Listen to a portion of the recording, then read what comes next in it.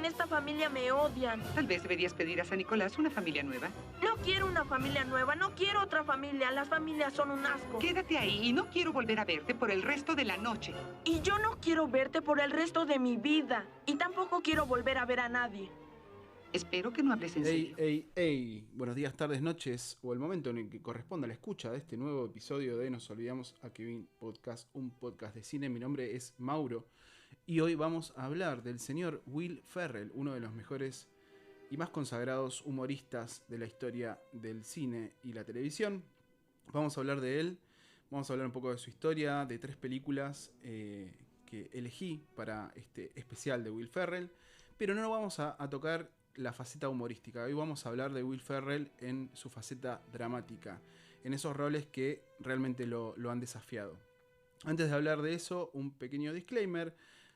Notarán que hace varias semanas que no estoy grabando, es porque gracias a Dios y los santos te conseguí trabajo nuevamente, así que estoy muy contento, razón por la cual vamos a espaciar un poco más los episodios y va a salir uno por mes.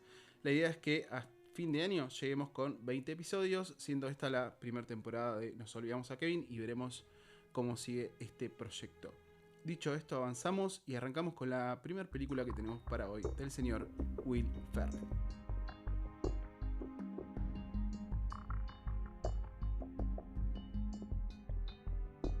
Bueno, les mentí, vamos a hablar primero de él, vamos a hablar del señor Will Ferrell. John William Ferrell nació en Irvine, California, en 1967, así que está cumpliendo 60 años este año. Surgió de la cantera de SNL, SNL es Saturday Night Live, pero no lo voy a decir durante todo el podcast porque no solamente es muy largo, sino que es muy complejo, así que voy a decir SNL. Esta cantera se conoció como los The Groundings, y estuvo entre 1995 y el 2002, época en la que supuestamente salvó al show de una crisis de audiencia histórica, así que muy bien. Perteneció al grupo Frat Pack. Frat Pack es un grupo de cómicos que dominó Hollywood en los 2000. Estuvo Ben Stiller, que estuvo Steve Carell, Jack Black, los hermanos Wilson y demás. Tenemos 3 pilares de su filmografía. La primera que tiene que ver con el absurdo, y acá tenemos que hablar de McKay, ya que era su socio, con quien fundó la productora Gary Sánchez Productions y el sitio web Funny or Die. Funny or Die es espectacular, así que se los recomiendo muchísimo. Desarrollaron un estilo basado en la sátira de la masculinidad norteamericana hiperconfiada, egocéntrica e incompetente. Después tuvimos una etapa más dramática, sin unos desvíos autorales enfocados en el drama. Melinda y Melinda, de Woody Allen, en 2006. Stranger Than Fiction, que es una de las películas de las cuales vamos a hablar hoy, sucedió en 2006. Y la tercera etapa es una etapa más enfocada a un Will Ferrell más de reparto y más enfocado en la producción. Su rol de Mugatu en Zoolander, y también la producción de distintos proyectos de altísimo perfil, como la multipremiada serie Succession, muy buena serie, o la película The Menu del 2022. Tuvo varias nominaciones a los Globos de Oro, tuvo 2, Mejor Actor de Reparto por el musical de Los Productores en 2005 y Mejor Actor de Comedia o Musical por Stranger Than Fiction de 2006. Pero no lo ganó. Y premios Emmy, tuvo también múltiples nominaciones, tanto por los sketches de SNL como por su rol de producción ejecutiva en televisión. Tampoco ganó nada. Pero recibió quizá el galardón más importante para un humorista. En 2011 recibió el premio Mark Twain a Humor Americano, que es el máximo galardón que se le otorga a un comediante en los Estados Unidos, consolidándolo en el estatus de una leyenda viva del género. Dicho esto, les menciono cuáles van a ser las 3 películas que vamos a hablar, de las cuales voy a hablar hoy. Una es Will and Harper, que es un documental, película, bastante complejo definirlo en un género.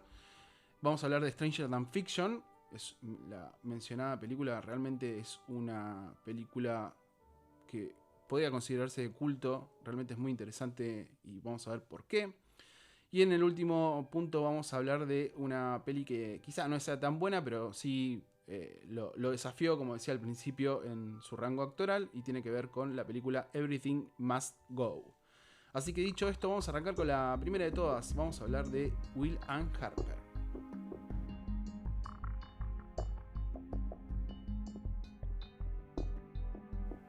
Bueno, bien, Will and Harper es una película del año 2024, bastante reciente, género documental, comedia, road movie, tal cual me parece que es el mix perfecto de, especialmente documental y road movie. Duración 114 minutos, 1 hora 54, casi 2 horas. Puntaje de IMDb 7.5, muy buen puntaje.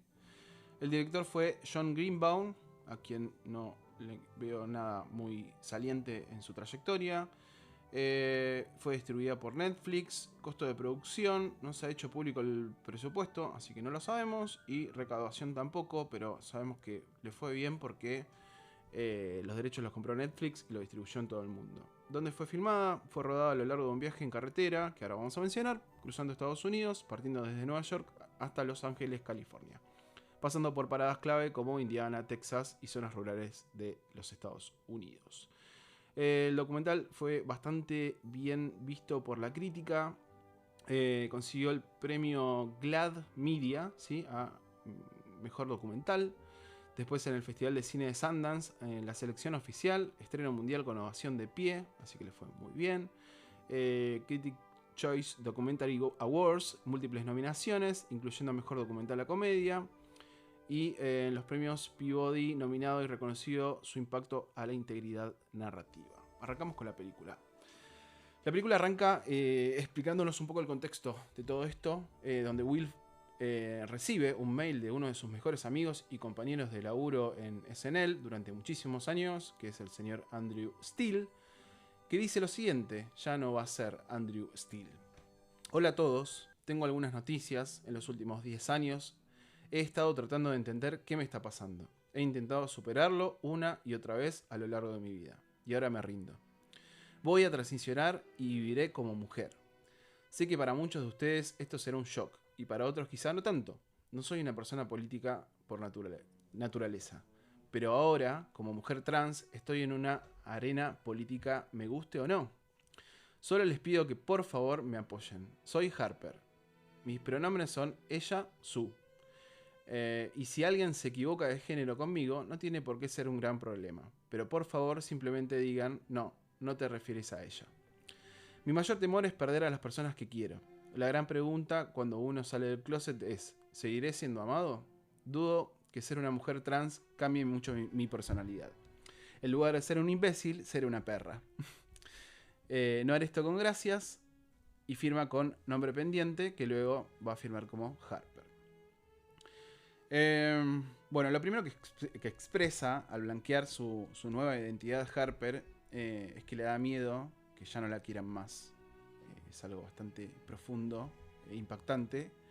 Me imagino que es un salto al vacío tomar este tipo de decisiones y que también debe ser una necesidad imperiosa romper con este estatus para sentirte como sos, lo que sos.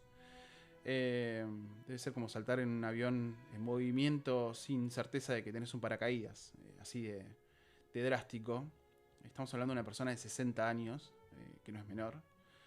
Me imagino que a medida que pasa el tiempo es más difícil tomar este tipo de decisiones, pero qué valiente, ¿no? Así que bueno, cuando Will se entera de esto, le propone hacer un viaje cruzando el país juntos para redescubrirse individualmente, pero también como amigos. Y el viaje arranca en la ciudad de Nueva York, donde desayunan con las hijas de Harper, quienes se muestran súper abiertas, y bueno, justamente a su padre. Son súper amorosas con ella, perdón, y bueno, a ver, son súper amorosas de la forma norteamericana, ¿no? O sea, no tienen la calidez latina, que de eso también voy a hablar más adelante. Bueno, después de desayunar con ellas, Harper y Will se van a los estudios de SNL en Nueva York, donde tienen un viaje al pasado, a esa juventud y su primera conexión, como dos personas con el mismo gusto por el humor absurdo, donde resulta casi maravilloso e increíble que se puedan juntar y puedan generar tanto. Recuerden que al principio les decía que Will Ferrell es considerado el salvador de SNL, donde tenía una baja de audiencia muy zarpada, así que mucho tiene que ver el éxito con los guiones que Harper le preparaba en su momento. Es muy probable que sin Harper, Will no existiría, o por lo menos le hubiera costado mucho más ser mundialmente famoso. Después de pasar por Nueva York, se van a Washington, donde la verdad que no pasa mucho.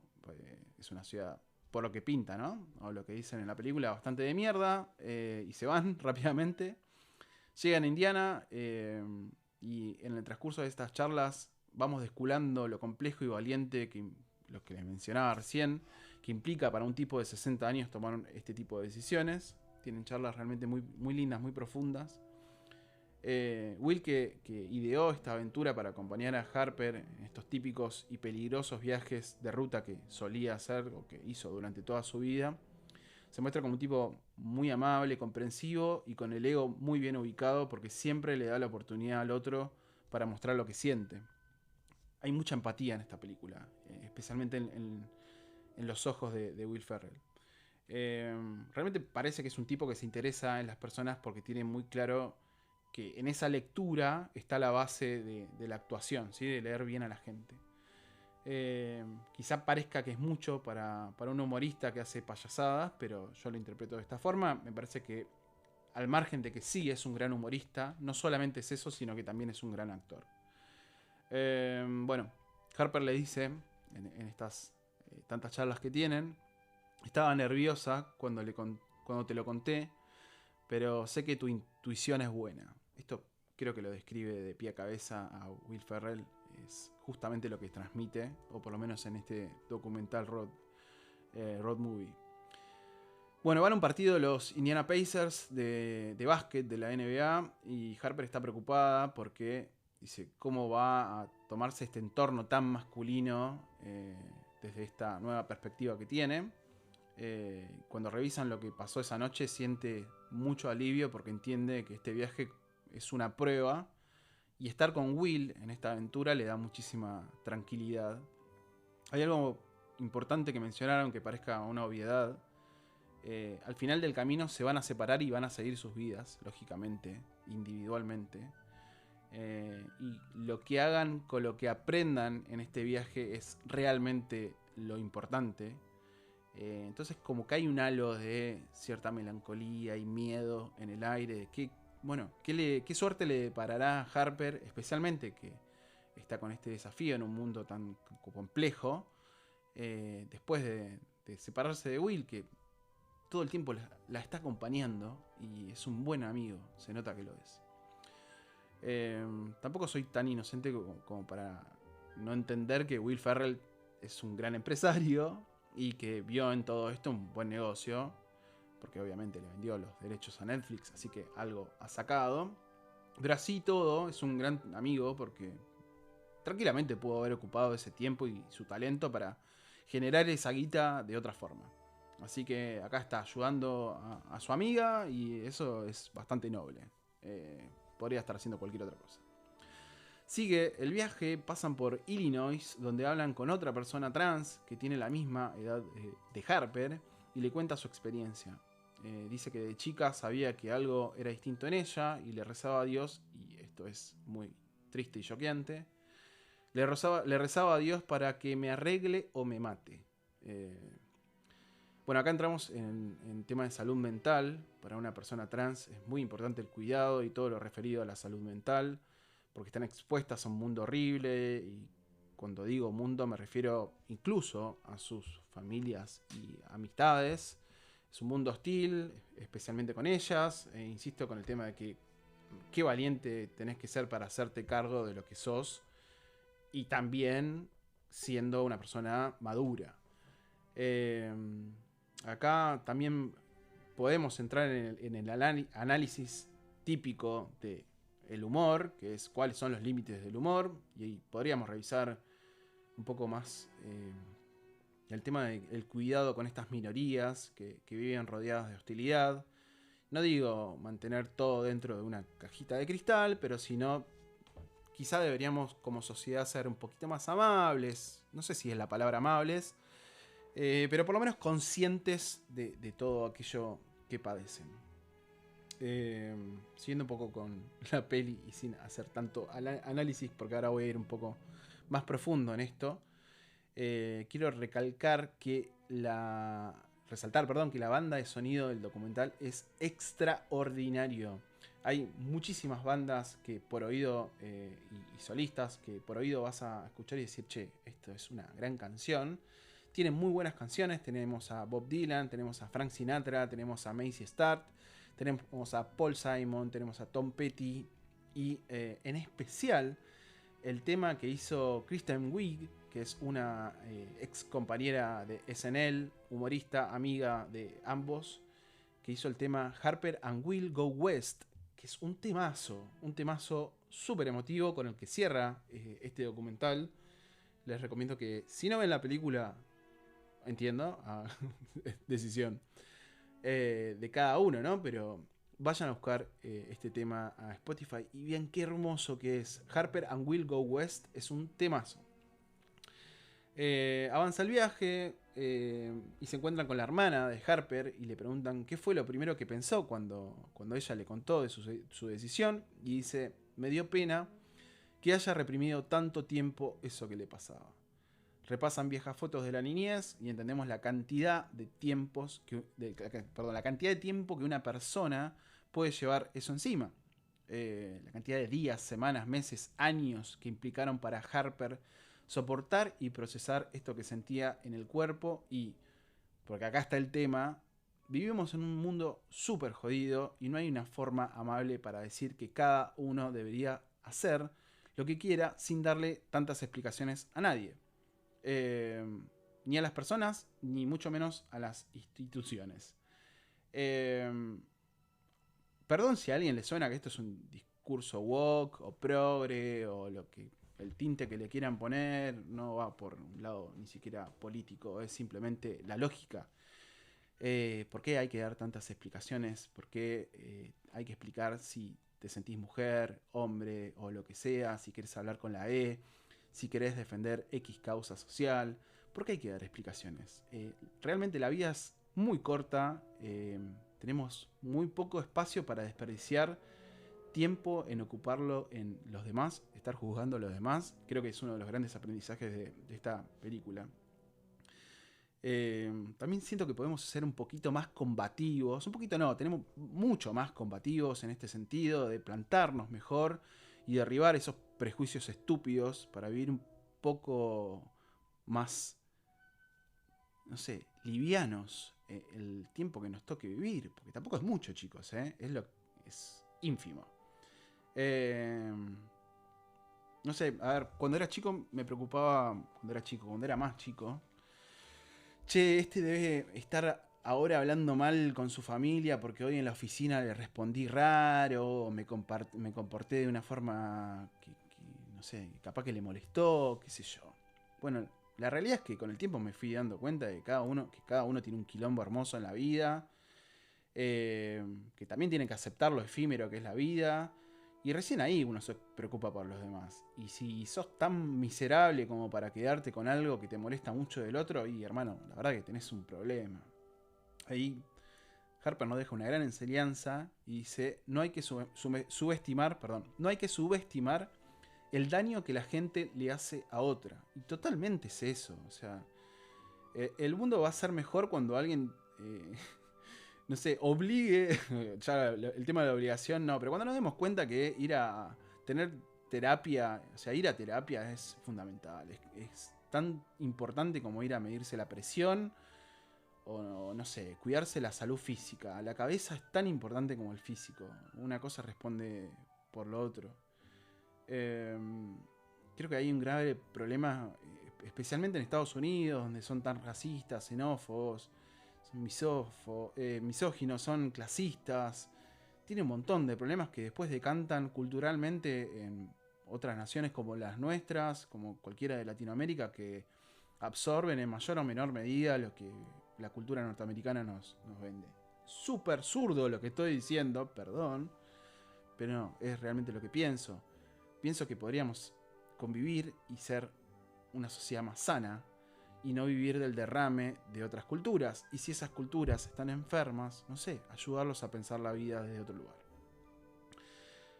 Hay algo, no sé, filosófico en que vamos a estar 2 minutos acá. Y después ya está. O sea, es oscuridad, no hay más que esto. Se termina todo. Perdón, fatalista, pero es la verdad. Bueno, volvemos a la peli. Harper nos demuestra, ¿sí?, que nunca es suficientemente tarde como para tomar una decisión tan importante en tu vida, ni para dejar de ser un imbécil con los que considerás distintos. Hay una parte muy conmovedora en la que Harper dice: no le tengo miedo a ellos, me tengo miedo a mí, tengo miedo a sentirme avergonzada, de sentirme un bicho raro. Es una película que hay momentos de mucha conexión espiritual y humana en todo el transcurso de la película. Bueno, pasan por Oklahoma, por Texas, por Albuquerque. El viaje sigue y siguen hablando de esta reconversión de la amistad, que en el fondo mantiene el mismo amor y el mismo respeto que tuvieron siempre. Will tiene muy claro cuánto le debe a Harper, no solo por la carrera, sino por lo que hizo en él, el impacto que tuvo en él, porque lo hizo mejor persona. Así que, bueno, no hay mucho spoiler en esto. Es el viaje de Harper y de Will, es muy emotivo. Recomiendo muchísimo esta película. Te abre las puertas a la reflexión, a valorar las amistades. Es imposible no pensar en tu propia vida. Estoy hoy quizá muy autorreferencial, perdón, pero bueno, esto es cine, es arte, es lo que te genera. No sé, pensé en todas esas amistades que hoy con 40 años han pasado por mi vida y es muy probable que no vuelva a recuperar. Que también entiendo que es parte de crecer, es parte de dejar atrás ciertas relaciones, pero hay vínculos que son para toda la vida. Así que nada, te hace pensar y valorar los amigos que quedan, los nuevos amigos, los que pasaron.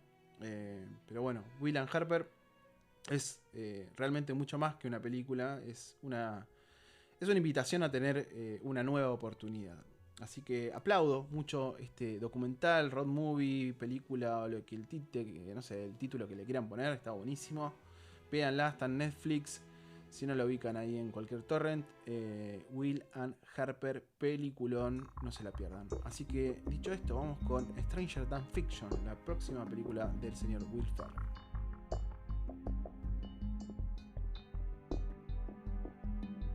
Bien, llegamos a Stranger Than Fiction, película que se conoció en el mundo con este nombre y en Latinoamérica y España como Más extraño que la ficción. Película del 2006, comedia dramática, fantasía, romance. Bueno, duración 113 minutos, 1 hora 53, casi 2 horas. Y puntaje de 7.5 en IMDb. Fíjate cómo un humorista como Will Ferrell, encasillado en ser un payaso, tiene 2 películas dramáticas y las 2 tienen 7.5, un excelente puntaje, así que bien. El director es Mark Forster, que hizo Guerra Mundial Z. Después otras películas no tan conocidas. Tenemos en los actores principales al señor Will Ferrell, que hace de Harold, a Maggie Gyllenhaal como Anna Pascal, Emma Thompson como Karen Eiffel, como la escritora, al señor Dustin Hoffman como el profesor Jules, y a Queen Latifah como Penny Hescher, que es la ayudante de Karen, la escritora. Costo de producción, $30 millones. Recaudó en el mundo 53.6 millones de dólares. Así que bien, muy bien, le fue bien. ¿Dónde fue filmada? Fue rodada íntegramente en locaciones reales de la ciudad de Chicago, Illinois, Estados Unidos, incluyendo la Universidad de Illinois, el centro de la ciudad y el icónico puente de la calle Harrison. Icónico digo porque me dice el resumen de Gemini, porque la verdad que ni conozco dónde queda ese puente, me encantaría conocerlo. Bien, vamos a hablar de la historia de Harold, el señor Will Ferrell, que en realidad, bueno, es la historia de Harold, pero también es la historia de la escritora que crea a Harold.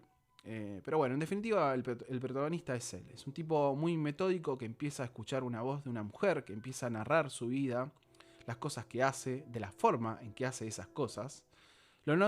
Él lo nota y no puede evitar ser impactado por este fenómeno, pierde el hilo de su vida, todo eso que él construía tan bien, tan metódicamente, ya no lo puede hacer, ya no es más dueño de su destino. Así que empieza a enloquecer, especialmente cuando esa voz le menciona a Harold, que va a morir.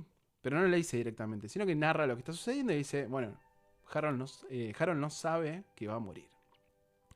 Y ahí conocemos a Karen, protagonizada por Emma Thompson, que es una escritora con el síndrome de la hoja en blanco, a quien le asignan un ayudante de escritura para completar el libro que está haciendo, cuyo protagonista es Harold. Pero el tema que tiene ella es que no lo puede matar. Ella normalmente en todas sus novelas mata al protagonista, pero no lo puede hacer con Harold y está trabada en eso. Es rarísimo, ¿no? Ya nos damos cuenta a esta altura de que es una historia bastante peculiar, que tiene una mezcla conceptual bastante especial. Y acá vamos a hablar un poquito de narración, porque tenemos 3 tipos de narración para lo que es el cine, la literatura en general. Tenemos el narrador en tercera persona, que es el más común en el cine, ya que es el narrador que está fuera de la historia, con 3 conceptos adentro, ¿sí? Tercera persona omnisciente, es el dios del relato, sabe todo lo que los personajes piensan, sienten, su pasado, su futuro. Tenemos el narrador en tercera persona equisciente o focalizado, se sitúa sobre un solo personaje, sabe lo mismo que ese personaje sabe. Si el protagonista entra en una habitación oscura, el narrador y nosotros tampoco sabe qué hay allí. Y tenemos el narrador en tercera persona observador, que solo narra lo que se puede ver y oír como una cámara de seguridad. No tiene acceso a los pensamientos internos de nadie. El segundo tipo de narración es en primera persona. El relato está filtrado por los ojos de quien vive esa historia. Y tenemos 2 visiones. La visión del protagonista en esta primera persona, que es el personaje principal, cuenta su propia experiencia. Es altamente subjetivo y suele generar mucha empatía, pero puede ser un narrador poco confiable. Acá se me ocurre Lolita, por ejemplo. Y tenemos en este segundo tipo de narración, que es la primera persona, al testigo, que es un personaje dentro de la historia, pero no es el centro. Cuenta lo que ve que le sucede al protagonista. Es como Watson contando las aventuras de Sherlock Holmes. Y por último tenemos el tercer tipo de narrador, que es en segunda persona, que es el menos frecuente debido a la dificultad técnica, pero también es muy poderoso. Es el narrador que se dirige a un tú, crea una sensación de complicidad o de acusación. En literatura hace que el lector se sienta el protagonista.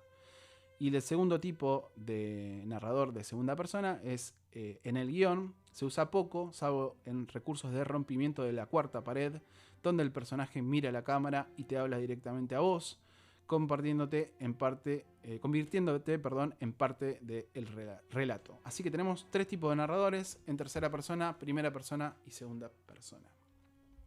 Esta película mezcla un poco de todo, ¿sí?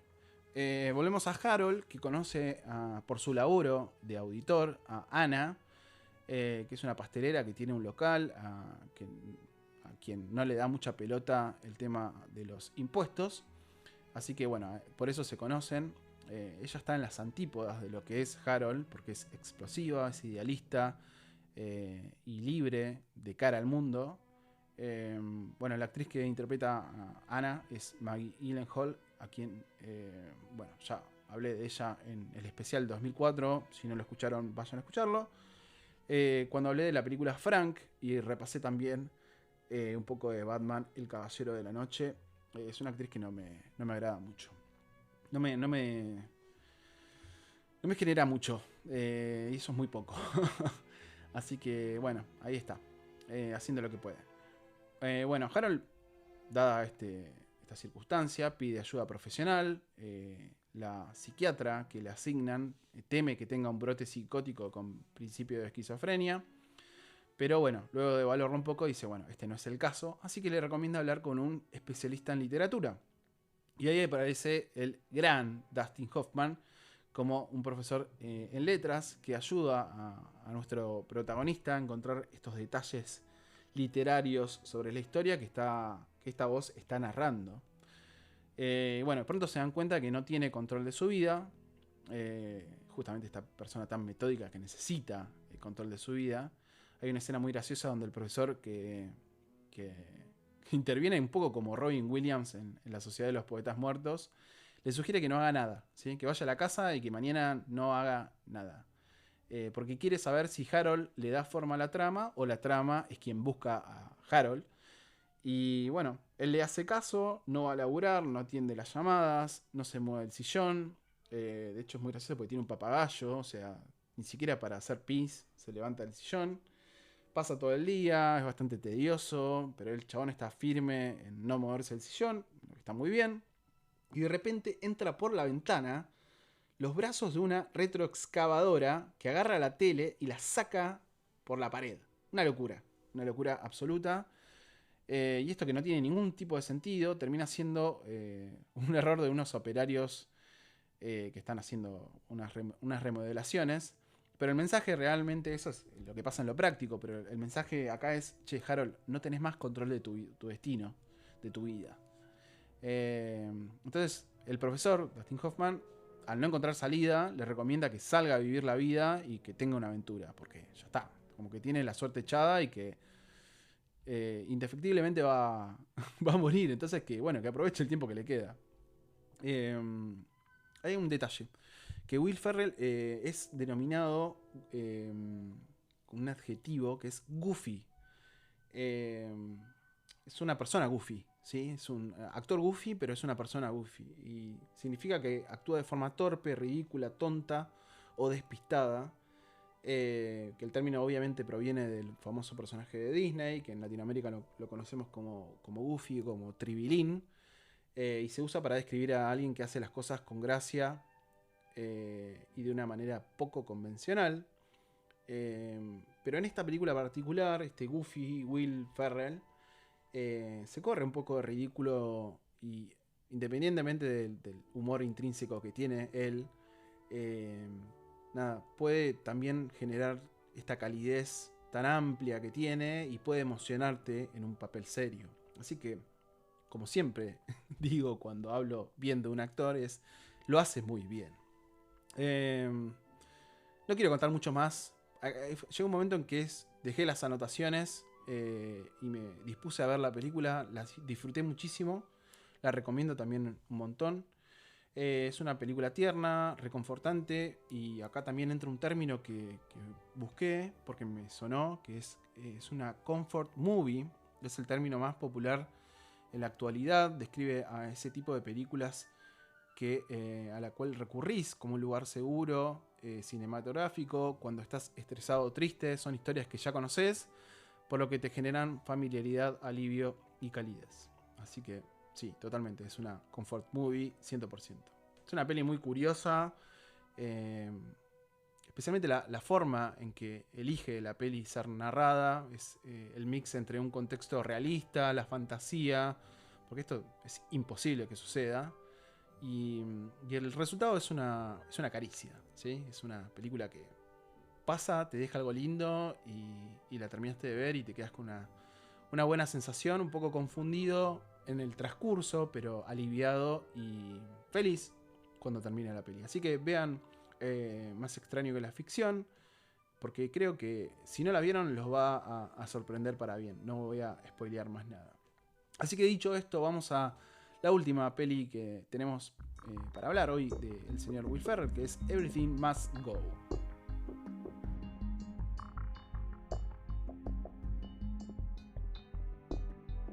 Ok, bueno, Everything Must Go es una película del año 2010, conocida en el mundo con este nombre, pero en Latinoamérica con varios nombres, como Todo debe ceder, y también conocida como Un pasado por liquidar, y en España se conoció como Todo va a cambiar. Curioso.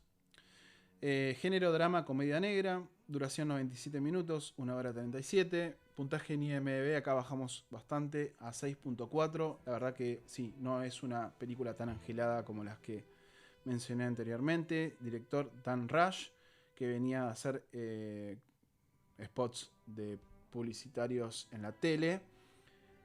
Actores principales, solamente mencionar a Will Ferrell y capaz que a Michael Peña como Frank García, ese personaje latino que siempre está en las películas gringas.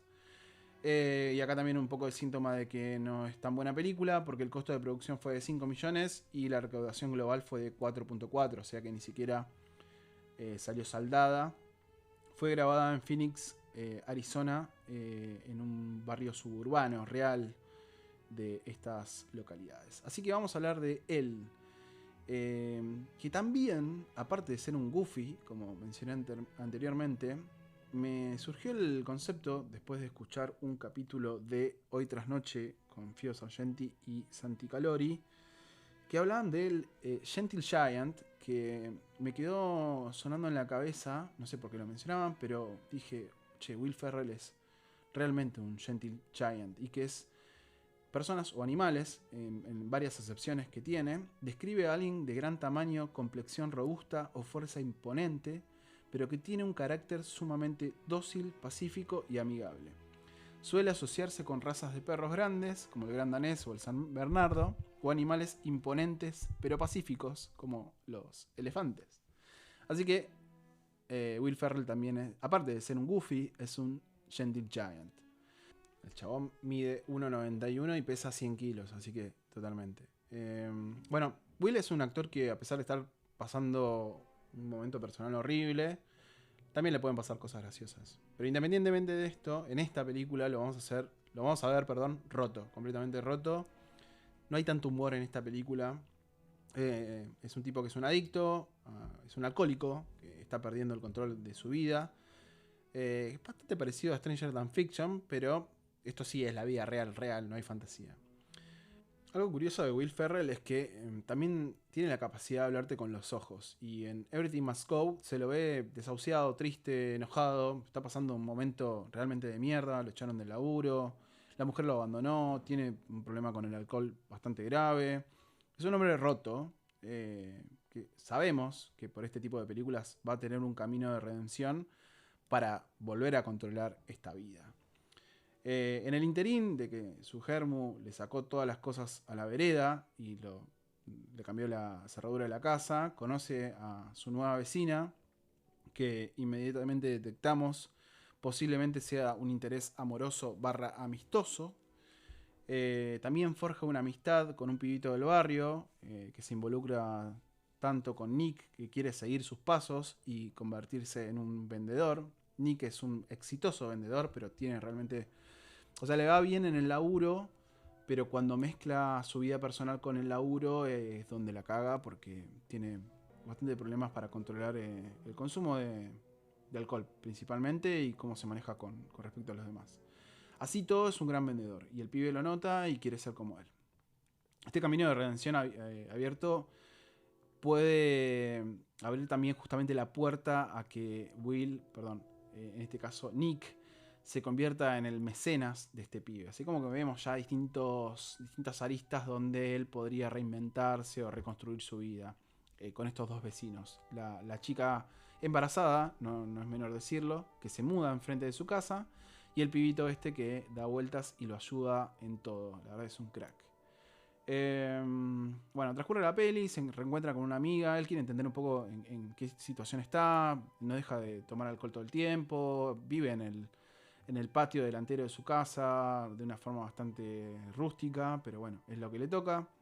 Pero quiere entender un poco en qué situación está y cómo salir del pozo. Se reencuentra con una amiga de la infancia, todo bastante lindo. Él se muestra vulnerable, mostrándole un anuario donde ella decía que él es un diamante en bruto. Y claramente se nota que necesita la validación por el momento horrible que está pasando, donde lo vemos revisar qué tipo de persona es justamente. Y entonces ella le cuenta una anécdota donde él la salvó de una situación bastante desagradable, pero Nick no lo recuerda. Y ella le responde: yo sí lo recuerdo. Sos buena gente y eso no cambia. Así que, nada, ya ahí tipo te saca una sonrisa, es un momento bonito de la peli. Creo que en ese momento Nick hace un quiebre y revalida un poco la persona que es. Y se da cuenta también que es cuestión de... No es cuestión de salir solo de estos momentos de mierda, que el entorno de él también puede ser una soga que lo saque de ese lugar. Pero bueno, es como que todo el momento vamos en la posibilidad de que retome el control de la vida, pero después cae de vuelta en el alcohol, se manda alguna cagada, no tiene un mango, es como muy patético. Pero bueno, en dos palabras, tiene una adicción, vive en la calle, no tiene a nadie. Acá también entra uno de esos cuestionamientos que hace un par de capítulos también lo mencionaba, que lo hablaba con mi novia cuando estábamos viendo una peli, y es que las personas en Estados Unidos muchas veces se muestran solas, se nota que están solas, les cuesta el relacionamiento con otro, no sé si porque están compitiendo todo el tiempo o lo que sea, pero bueno, como dije antes, la cultura estadounidense es la cuna de la cultura mundial, mal que nos pese, y las películas nos muestran a gente que está dañada y sola, sin familia que los apoye o amistades fuertes que los acompañen. Este tipo quedó en la calle, no tiene un familiar a quien recurrir, no tiene un gran amigo que le, no sé, le dé una habitación de su casa, o sea, realmente llamativo, porque es bastante normal ver este tipo de personas como Nick, que tienen que lidiar con un azote de la vida, lo que mierda le haya pasado, y independientemente de las decisiones que haya tomado, si se equivocó, está bien, pero bueno, él está solo y triste, y el entorno es más triste porque está dentro de una sociedad muy triste. Pero bueno, a ver, que esto nos ayude a valorarnos a nosotros como argentinos, como latinos, que somos sociedades más amorosas, cariñosas, que nos damos abrazos y besos, no es poco, o sea, es bastante sano, es una manera natural de relacionarse. Estuve buscando un poco qué es lo que nos generan los abrazos. Los abrazos desencadenan una cascada de neurotransmisores y hormonas que reducen el estrés y promueven el bienestar. El efecto principal es la liberación de oxitocina, conocida como la hormona del abrazo, que disminuye la ansiedad, reduce el ritmo cardíaco y fomenta la conexión emocional. Este contacto físico también regula otros químicos clave, como la dopamina y la serotonina, neurotransmisores que mejoran el estado de ánimo y generan una agradable sensación de armonía y plenitud. También el cortisol, que disminuye la presencia de esta hormona relacionada con el estrés y el sistema nervioso simpático. Así que qué clave que es dar abrazos, y qué agradecido que estoy de vivir en un país donde llego al laburo y le doy un abrazo y un beso a mi compañero, la veo a mi novia y la beso y la abrazo, y voy por la calle y abrazo viejas. Mentira, no hago eso, pero bueno, lo podría hacer tranquilamente porque no es tan loco en Argentina. Así que vamos a defender esta cultura del abrazo latinoamericano. Bueno, hay una frase que me acomoda bastante también cuando me siento perdido, y hablando un poco de este tema, que es ningún hombre es una isla, que es de un poema de John Donne, que trata sobre la conexión entre toda la humanidad, ¿sí? Donne argumenta, en esencia, que las personas se necesitan mutuamente y que juntas son mejores que aisladas, porque cada individuo es una pieza del todo, que es la humanidad misma. Así que la película habla básicamente de todo esto, de cómo tocar fondo para rebotar y empezar a salir, de continuar la vida con esta famosa esta palabra que está muy de moda, que es la resiliencia. A ver, es una película livianita, no vale mucho por su propio peso, pero es un gran acierto ponerlo a Will Ferrell en un personaje que seguramente lo desafió y, como siempre digo y vuelvo a decir en este capítulo, lo hace muy bien. Para que un tipo que el 90% de sus películas son comedias, que haya tomado el desafío de intentar hacer un tipo de rol dramático, realmente es muy valioso porque también sale bien, lo hace correctamente. Creo que estas características de Goofy o de Gentle Giant que les comentaba recién son justamente lo que lo convierte en un tipo carismático y humano. Sin dudas puede seguir intentando avanzar por el lado del prestigio. Acá es algo gracioso, si no son argentinos. Tenemos muchos humoristas clásicos en este país. Dos son Emilio Dizzi y Francella, que hicieron muchas películas juntos y bastante ridículas y graciosas, pero en un momento Francella decidió hacer películas más serias, entonces le preguntaban a Dizzi qué pensaba de eso, y él dice siempre que Guillermo Francella eligió el camino del prestigio. Bueno, Will Ferrell también se animó y también le salió bien cuando eligió el camino del prestigio. Así que dicho esto, y habiendo recomendado 3 películas del señor Will Ferrell, vamos a hacer un cierre con, en lo que es mi punto de vista, el top 10 de mejores comedias de Will Ferrell y cuáles son los múltiples proyectos en los que está trabajando en este momento.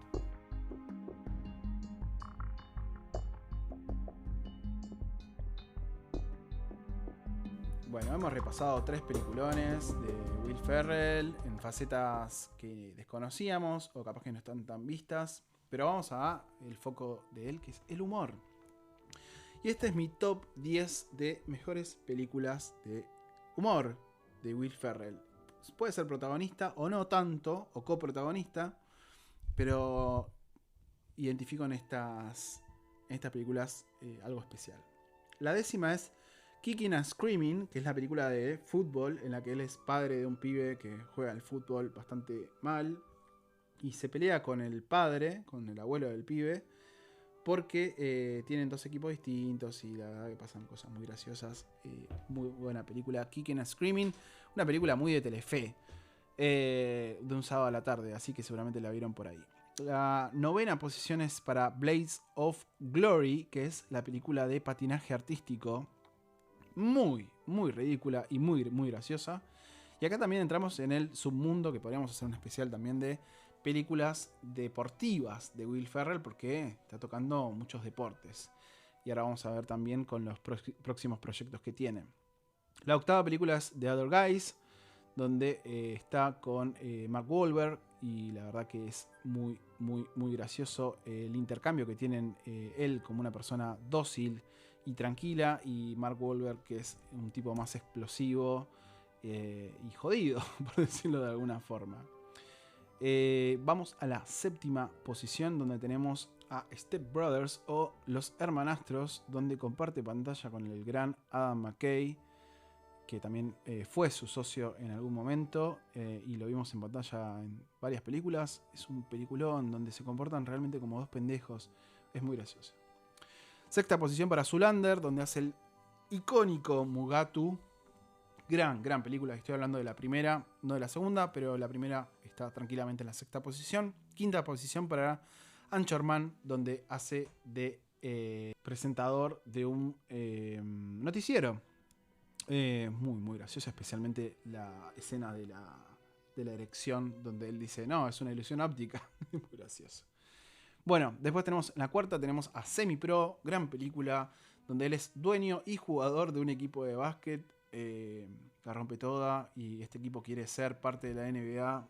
Es muy, muy gracioso verlo jugar a él, todas las dinámicas internas, es realmente muy gracioso, y es un equipo de los 70, así que ni siquiera tiene actualidad, es muy, muy bizarro. 3ª posición para Ricky Bobby, clásico también con McKay en cartel. Gran película, muy divertida, muy graciosa, muchos gags. La verdad que... Y acá hace de automovilista, así que ya tenemos otro deporte para tachar. 2ª posición para Elf, una... Posiblemente después de Mi Pobre Angelito, obviamente, no puedo decir esto habiéndole puesto este nombre al podcast, pero después de Mi Pobre Angelito es... no, perdón, después de El Grinch.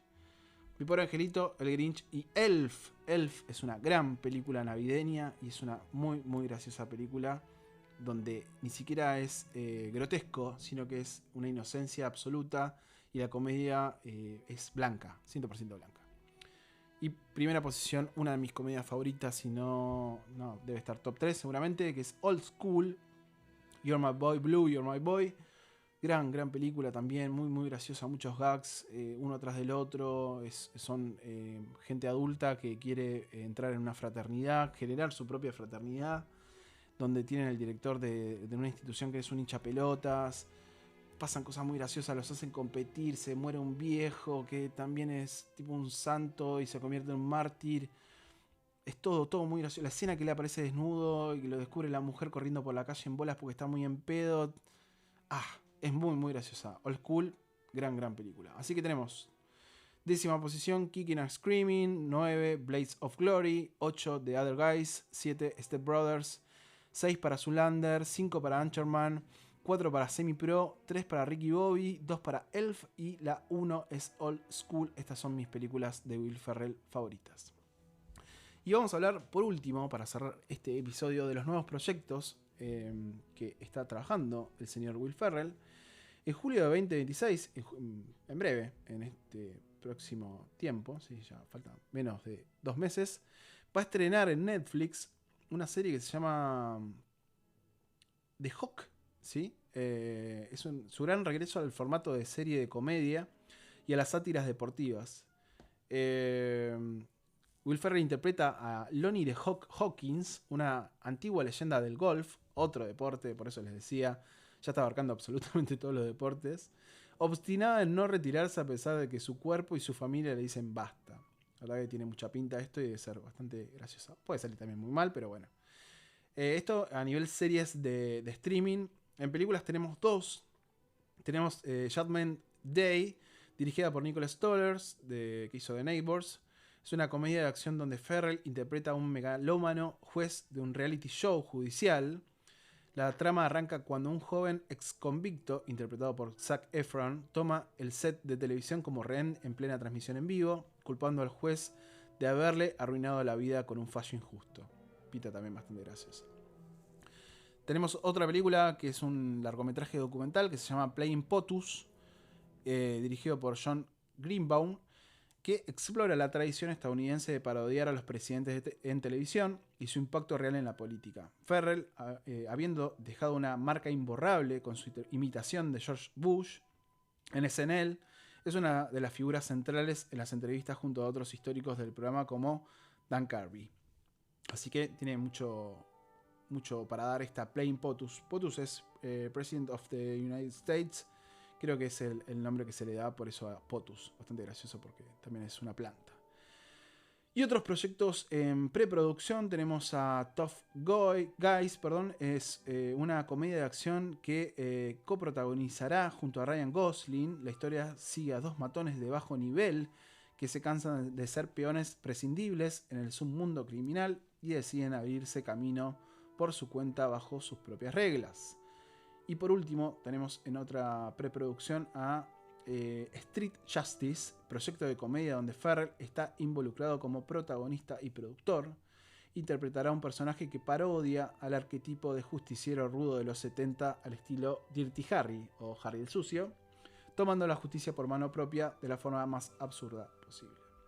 Y en el detrás de escena, paralelamente, su productora Gloria Sánchez Productions sigue desarrollando contenidos enfocados principalmente en comedias lideradas por mujeres y nuevos talentos, manteniendo un rol activo como uno de sus productores ejecutivos más prolíficos de la industria. Así que cerramos con esta información el episodio especial del señor Will Ferrell, agradeciéndole nuevamente por todo lo que nos ha dado, no solamente en la comedia, sino como hoy vimos en el cine en general. Así que muchas gracias por escuchar y espero que nos escuchemos en el próximo capítulo. Chau, chau. Kevin no está. Kevin no está. Kevin no está. Kevin no está. Kevin no está. Kevin no está. Kevin no está. Kevin no está. Kevin no está. ¿Qué?